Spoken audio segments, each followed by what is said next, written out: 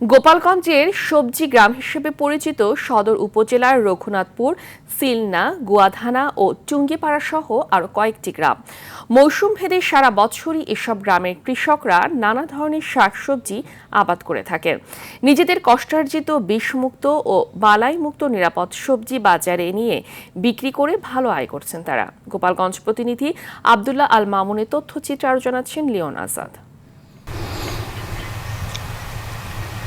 গোপালগঞ্জের সবজি গ্রামে সবুজে সবুজে ভরে উঠেছে বিস্তীর্ণ মাঠ জুড়ে সারি সারি ফুলকপি, টমেটো, মূলা, পালং শাক সহ নানা ধরনের শীতকালীন সবজি শোভা পাচ্ছে। প্রতিটি বাড়ির আঙিনা, পুকুর পাড়, ক্ষেত খামার সবখানেই সবজির আবাদ। কৃষি বিভাগ বলছে, চলতি মৌসুমে গোপালগঞ্জ জেলায় ৪,৩০০ হেক্টর জমিতে সবজি চাষের লক্ষ্যমাত্রা নির্ধারণ করা হয়, যা ইতোমধ্যেই অর্জিত হয়েছে। এই গ্রামগুলোর প্রধান আয়ের উৎস সবজি চাষ। মাঠের ফসল বিক্রি করেই চলে সংসার, ছেলে মেয়েদের পড়াশোনা, চিকিৎসা আর নিত্য প্রয়োজনীয় খরচ। ব্রোকলি লাগাইছি, ফুলকপি লাগাইছি, বাঁধাকপি লাগাইছি, ওলকপি লাগাইছি, ধনে শাক, পালং শাক, লাল শাক। প্রতি বিঘায় মনে করছি 40-50 হাজার টাকাই আসে। মোটামুটি আমরা খুব ভালো আছি সবজি চাষ করে।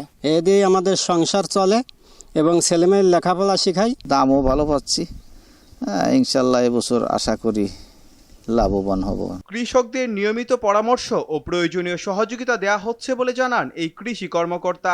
এবারে আবহাওয়া অনুকূল থাকায় আমরা আশা করছি গতবারে আমাদের যে অর্জন ছিল প্রায় 94,500 মেট্রিক টন, সেটাও ওভারকাম করতে পারবো।